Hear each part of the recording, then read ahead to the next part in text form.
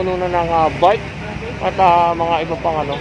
So inaantay na lang yung susunod na utos para dun sa next. Kalsada TV.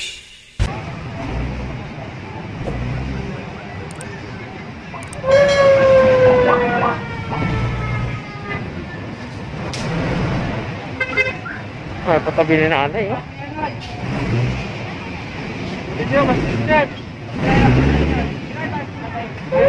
Hello, Bar.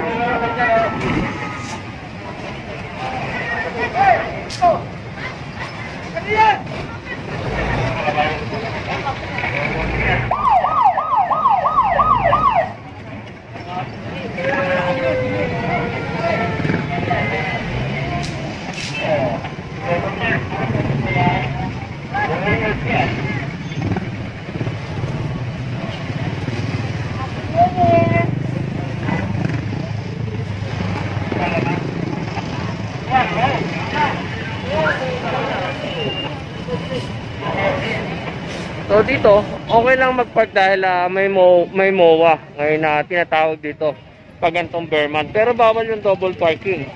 Kagaya nun, yun, ito to. So, zoom in na lang natin yung kulay yellow na sasakyan. At yan, nahatak na ng ating tow truck. At hindi na tayo lalapit dahil usually pag may ganyan, kinukuha na ng video. Nagkakaroon ng komosyon. At umahaba pa lalo yung usapan at minsan napapaaway pa pati yung mga vlogger. So hindi sa takot at yun nga, iniiwas lang natin na maka-istorbo tayo dun sa usapin ng mga MMDA, lalo na pag ganyan sa tinotow yung mga sasakyan. Kung maaalala nyo si Johnny ko, pag kumukuha siya ng mga video ganito, tutok na tutok siya. Kaya yun, minsan natatampal yung kanyang camera kasi ayaw nga naman nung may-ari ng sasakyan na kinukuhanan siya. At mas mabuti pang dito na lang tayo sa malayo. At ito, naka-zoom in naman, although hindi natin naririnig yung usapin. Nakita niya naman na itinotow yung sasakyan niyang dilaw. Kaya itinotow to dahil double parking. Ayan, naitaw na yung kanyang sasakyan. At kukuha nito sa Tumana, Marikina, tutubusin. At syempre babayaran niya muna yung fine niya dun sa MMDA bago siya makakuha ng clearance. Ayun, meron din tricycle dun at isa pang motor na nakakuha ng ating tow truck. So isang tricycle, isang Mio, saka isang Honda Jazz. Yan. Ito pa rin, kahabaan pa rin ng Pasay at kasama natin ang buong Task Force Special Operation pangunguna ni Colonel Memel Rojas at yung mga kapulisan natin dito sa Pasay. So Baclaran Day ngayon, kaya maraming tao ngayon dito.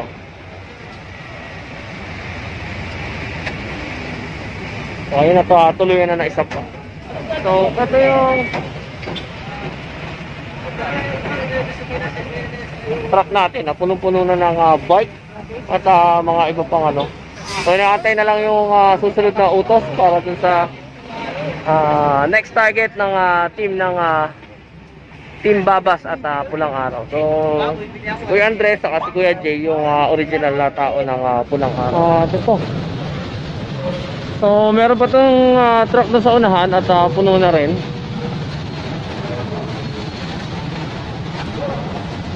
Ito, ayan. May mga tampa na rin. At ito yung truck ni Sir Babas na puno na rin. Ayan, at tuloy pa rin yung bakbakan. Ayan, o.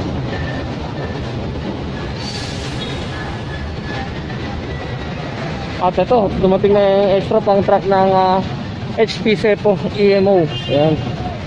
Sa clearing din to ginagamit. Maliit lang to, ito yung ginagamit na pampasok, pampenetrate sa mga maliliit na eskinita. At ito yung sa Pasay Engineering, oh. Ano nila? Truck nila ata yan.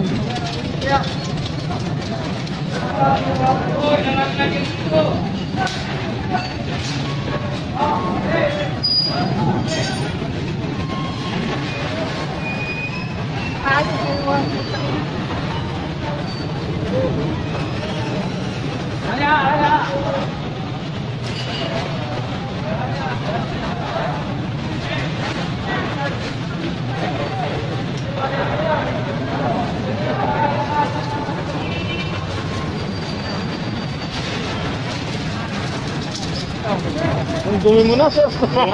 Kanina, isa tubo mo lumitaw.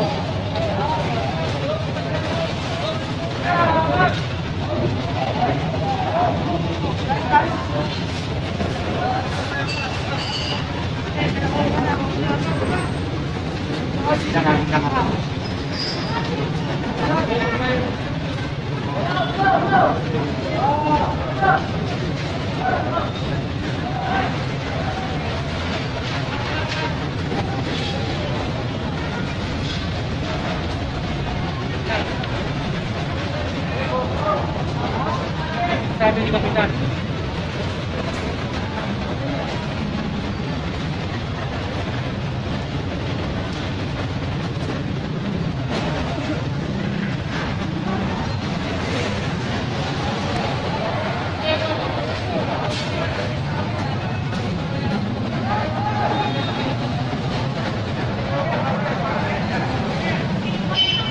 Oo, makapalit yan. Kasi bata yan, pinagpupura ka niya.